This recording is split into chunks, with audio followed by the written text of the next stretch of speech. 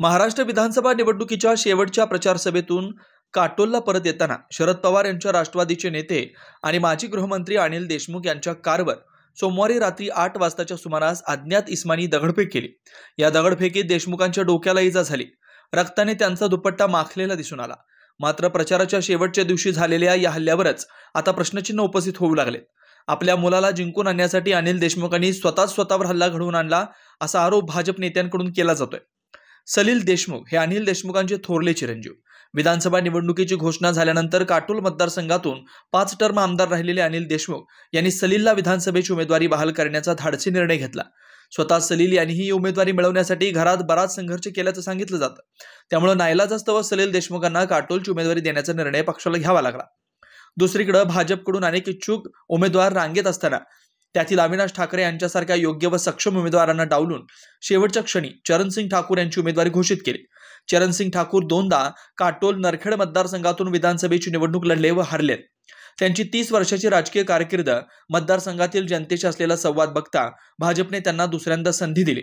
2019 मध्ये झालेल्या निवडणुकीत अनिल देशमुख यांनी फार कमी मतांनी चरणसिंग ठाकूर यांचा पराभव केला होता। 2019 मध्ये महाविकास आघाडीचं सरकार आलं आणि अनिल देशमुखांना गृहमंत्री पदाची लॉटरी लागली। मात्र 100 कोटींच्या लाच प्रकरणात त्यांना जवळपास 12 महिने तुरुंगात राहावं लागलं।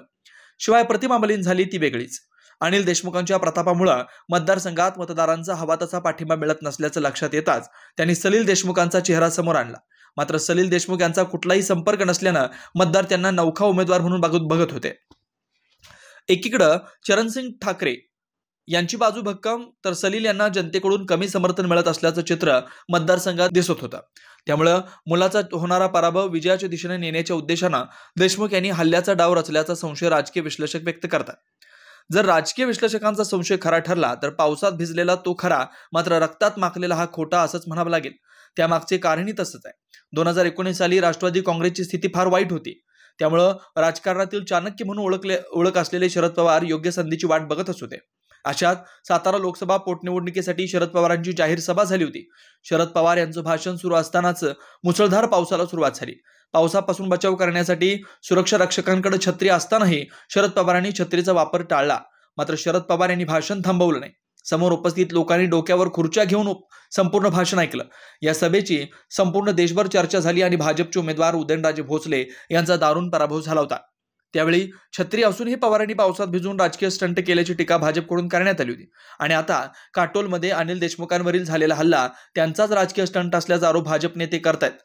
स्वतःच्या मुलाचा होणारा पराभव टाळण्यासाठी अनिल देशमुख आणि पवारांची नक्कल केल्याची चर्चा रंगली। त्यामुळे पावसात भिजलेला तो खरा मात्र रक्तात माखलेला हा खोटा असंच म्हणावं लागेल। हल्ल्याची घटना घडणं हा निव्वळ स्टंट। नागपूर जिल्ह्यातील काटोल विधानसभा मतदारसंघात निवडणूक होऊ घातली असताना राष्ट्रवादी काँग्रेसचे नेते अनिल देशमुख यांच्यावर झालेल्या हल्ल्याची घटना हा निव्वळ स्टंट असल्याचा आरोप भाजपचे नेते अविनाश ठाकरे यांनी केला। भाजपा उमेदवारांसमोर निवडणूक लढवणाऱ्या आपल्या मुलाला टिकाव लागणार नाही याची कल्पना आल्यानं लोकांची सहानुभूती मिळवण्याचा तद्दन फालतू असा एक प्रयत्न म्हणजे अनिल देशमुख यांनी स्वतःच प्लॅन केलेला हा हल्ला असल्याचं दावाही ठाकरे यांनी केला। एकूणच हा हल्ला, त्यातील छायाचित्रात दिसत असलेला दगडांचा आकार, गाडीच्या नुकसानीची वस्तुस्थिती, अनिल देशमुख यांना झालेली दुखापत सारं संशयास्पद असल्याचं अविनाश ठाकरे यांनी म्हटलंय। अनिल देशमुख यांचा मुलगा सलील देशमुख याची हार जी आहे निश्चित आहे याची जाणीव झाली म्हणून हा एक सहानुभूतीचा स्टंट त्यांनी केलेला आहे। स्वतःच्याच कार्यकर्त्यांच्या हाताने त्यांनी स्वतःच्या गाडीवर हमला केला आणि आता पट्ट्या बांधून फिरतात आहे। त्यांची प्रकृती एवढी गंभीर आहे तर सर्वात पहिले त्यांनी मुंबई किंवा नागपूर येथे हॉस्पिटलमध्ये जाऊन उपचार घेण्याची आवश्यकता आहे। हार पचवू शकत नाही त्यामुळे हा स्टंट आहे। आणि भारतीय जनता पार्टीच्या कार्यकर्त्यांवर त्यांनी जो आरोप लावला तो अत्यंत चुकीचा आहे। कारण बूथ नियोजनाकरता भारतीय जनता पार्टीचे कार्यकर्ते हे बूथ नियोजनामध्ये व्यस्त होते। कुठलाही कार्यकर्ता आज रस्त्यावर नव्हता। एक सहानुभूती मिळवण्याकरता हा स्टंट आहे आणि आम्ही याचा निषेध करतो।